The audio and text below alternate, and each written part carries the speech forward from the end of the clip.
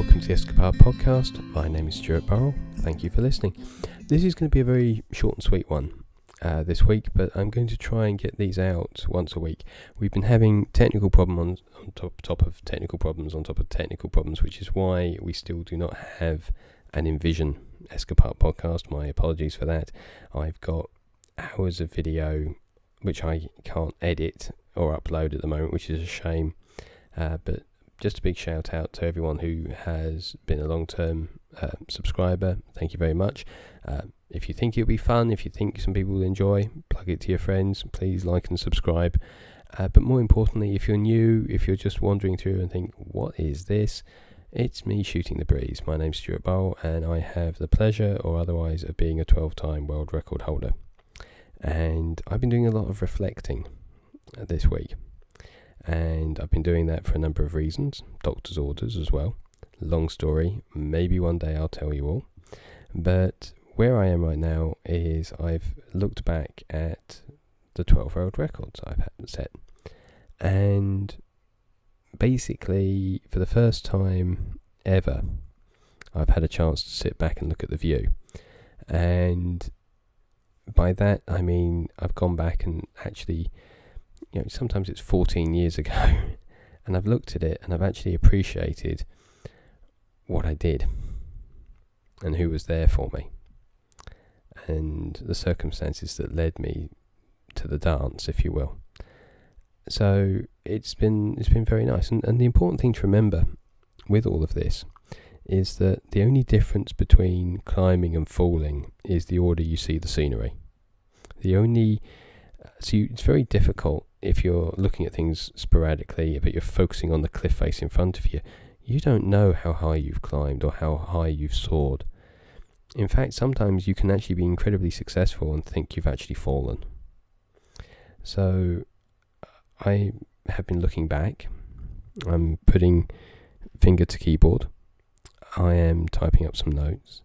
And who knows, maybe at the end of this there'll be a nice little story or a nice little page from my website which will explain what it's like to be who I am. Because 12 records, 11 with Guinness, 1 with Record Holders Republic, that is not, when you say it out loud and you take a moment to look at it, it's like, that's not everyone has that. Not everyone has that. And I'm chuckling about it because I wasn't arrogant, I wasn't taking it for granted, I just didn't appreciate what I'd done. And it's a bit like, yeah, hang on, and you did that and you were at uni and you've done all this, and it's like, right, okay, you did, what you did was pretty cool. I know you didn't think it at the time, but it was okay. And you look back and it's like, ooh, that was fun. It hurt, it was painful, I've still got some scars, I've still got nerve and tendon damage, but it was quote unquote nice. It was one of those things you want to experience, and it makes me want to set another couple of records, and I've got those penciled in. Long-time listeners will know what those records are. If you haven't heard before, I want the kettlebell record. It slapped me in the face twice already trying to go for it. This is personal now. I'm going for the kettlebell record.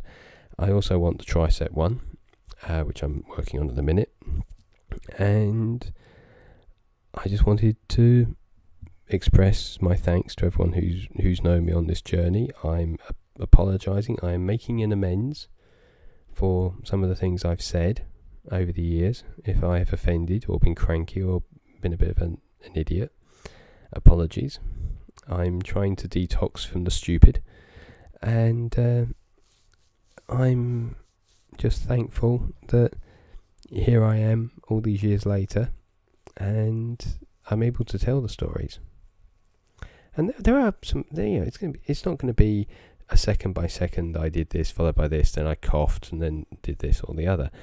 It's a lot simpler than that. It's just sort of emotionally what those records mean to me. So if I do get anything that's any good, I'll put it on the website, or I'll find a way of making it available. In the highly unlikely event anyone is interested, do get in touch via Facebook, via email, via Twitter, or via any other form of communication that you normally get in contact with me with. Note to anyone transmitting psychically, I know you're sending, I'm just not receiving at the minute. And that's where we are for the first part of the podcast. Second part of the podcast, big shout out to Andy Robinson over in Scotland. Hi. For those of you who don't know Andy, and just to give you the context, he is going to be attempting a cell escape in Scotland in October. Very technical, very complex. He's doing it to the Houdini DeVal method, and that in itself is a layered system, in the sense that not only have you got to actually get out of the cell, problem one, you've then got to survive inspection by a committee, that's problem two, but then there's an additional inspection to see if you're actually doing it in the right style. So you've got to basically get past a committee of escape artists, a committee of learned professionals and members of the public, all of whom are walking through the building, and that's 3 times the level of inspection some people get.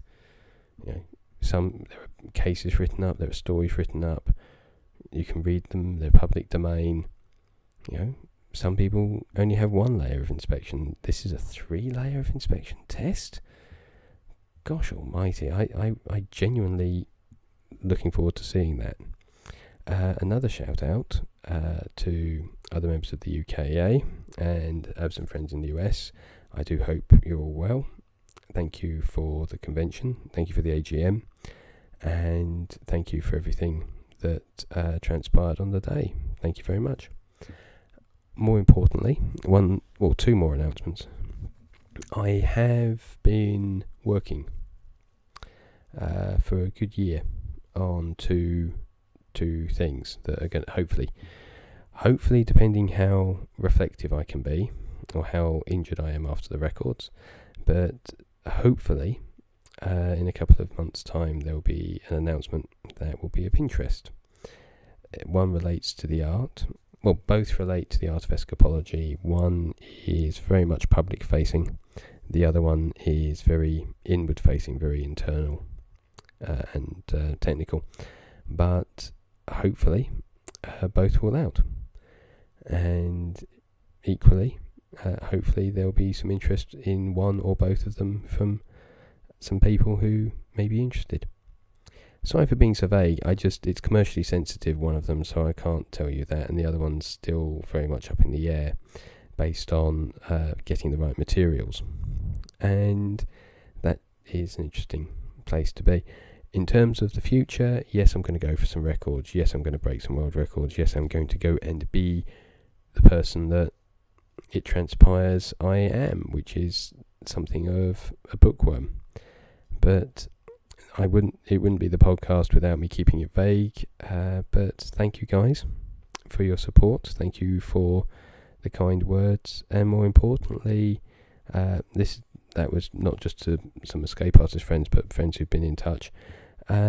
Genuinely, looking back at things has been not beneficial, because I've been opening cans of worms that should have been left and buried. So it's been educational, or as my niece says occasionally to mock me, it's been emotional.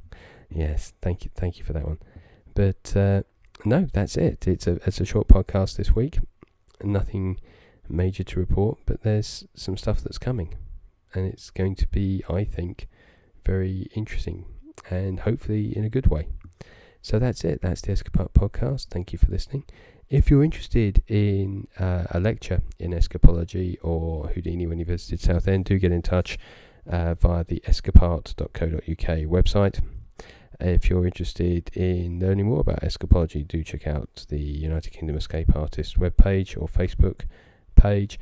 And if you're just like to talk about something else, if you want to talk about Star Wars, if you want to talk about Transformers, if you want to just have a geek moment, then do get in touch via Facebook, via email, via Twitter, or via any other means of communication. And that's it. Thank you for listening. Take care.